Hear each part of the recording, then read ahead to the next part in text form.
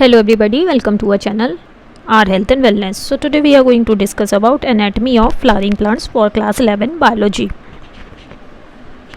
एक general classification की बात करें प्लांट टिश्यूज़ की तो उनको टू ब्रॉड कैटेगरीज में हम क्लासीफाई कर सकते हैं. One is meristematic tissues and another one is permanent tissues. Permanent tissues की बात करें दो तरह के होते हैं, simple permanent tissues and complex permanent tissues. Simple permanent tissues की बात करें तो ये फर्दर क्लासीफाई हो जाते हैं पैरेन्काइमा, कॉलिनकाइमा एंड स्क्लेरेन्काइमा में. कॉम्प्लेक्स परमानेंट टिश्यूज़ हो जाते हैं आपके xylem and phloem. Meristematic tissues के कैरेक्टरिस्टिक फीचर हो जाते हैं लिविंग होते हैं, undifferentiated mass of rapidly dividing cells होता है.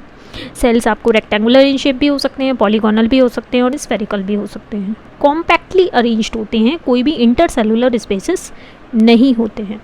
सेल्स इंटरकनेक्टेड होते हैं by plasmodesmata. Cell wall thin होती है और प्राइमरी वॉल ही होती है जो कि सेलुलोज की बनी होती है. और मेरिस्टेमेटिक टिश्यूज़ में सेकेंडरी वॉल एब्सेंट होती है. साइटोप्लाज्म काफ़ी डेंस होता है, वैक्यूल्स छोटे छोटे होते हैं या होते ही नहीं हैं. न्यूक्लियस की बात करें या तो डिविजनल स्टेजेस में होगा या इंटरफेस में होगा. मेरिस्टेमेटिक टिश्यूज़ आपको मिलेंगे growing regions of plant body में और प्लांट ग्रोथ को कंट्रीब्यूट करते हैं. सेल्स कोई भी रिजर्व फूड मटेरियल स्टोर नहीं करते हैं. मेरिस्टेमेटिक टिश्यूज़ की बात करें क्लासिफिकेशन हो जाता है थ्री टाइप्स का, one on the basis of position in the plant body, one on the basis of function and one on the basis of origin. Based on position की बात करें तो मेरिस्टेमेटिक टिश्यू को हम क्लासीफाई कर सकते हैं into apical meristem, lateral meristem and intercalary meristem. Function के बेसिस पे क्लासीफाई करने की बात करें तो हेवरलैंड ने क्लासीफाई किया था मेरिस्टेमेटिक टिश्यूज़ को बेस्ड ऑन देयर फंक्शन, जिसमें थ्री पार्ट्स हो जाते हैं. One is protoderm, second is procambium और provascular tissue and the third one is ground और फंडामेंटल मेरिस्टम. मेरिस्टम का क्लासिफिकेशन बेस्ड ऑन ओरिजिन की बात करें तो ये हो जाता है आपका one is primary meristem and another one is secondary meristem. Functions पर आते हैं, ग्रोथ के लिए रिस्पॉन्सिबल होता है, नए ऑर्गन्स बनाता है जैसे फ्लावर्स, लीव्स एंड बर्ड्स, और जो भी injured parts of plant body होता है उसको हील करता है. सिंपल परमानेंट टिश्यूज़ की बात करें तो आ जाता है आपका पैरेन्काइमा, कॉलिनकाइमा एंड स्क्लेरेन्काइमा. पैरेन्काइमा के बारे में बात करें तो सेल वॉल थिन होती है, सेलुलोज की बनी होती है. प्रोटोप्लाज्म में फंक्शनल सेल ऑर्गेनील्स होते हैं, रिजर्व फूड मटेरियल प्रेजेंट होता है. सेल्स स्टोर करती हैं substances like excretory products, food and secretory products also. Cells में एक बड़ा सेंट्रल वैक्यूल भी होता है और पेरिफेरल साइटोप्लाज्म होता है विद अ न्यूक्लियस. पैरेन्काइमा के टाइप्स की बात करें तो one is chlorenchyma, aerenchyma, storage parenchyma, xylem parenchyma, stellate parenchyma and phloem parenchyma. Function पर आते हैं, parenchyma storage of food, water and air के लिए कंट्रीब्यूट करता है. वाइटल एक्टिविटीज़ कैरी आउट करता है जैसे respiration, conduction and photosynthesis. It is capable of meristematic activity और सेकेंडरी मेरिस्टम्स को गिव राइज करता है. एरेन्काइमा एक्वाटिक प्लांट्स को बॉयंसी देता है.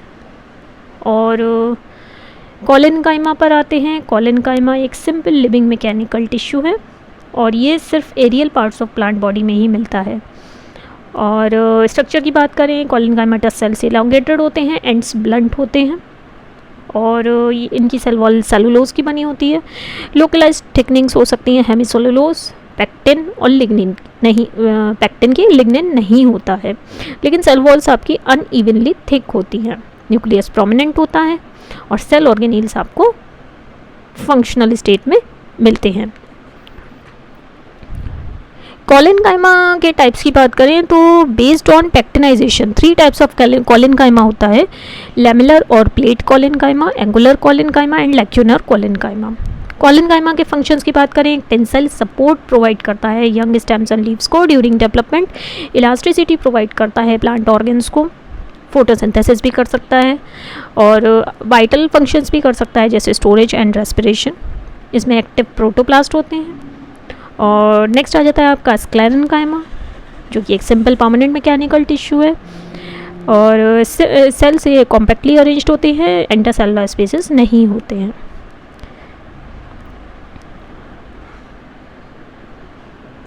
नेक्स्ट आ जाता है आपका, बात करेंगे difference between tracheids and vessels.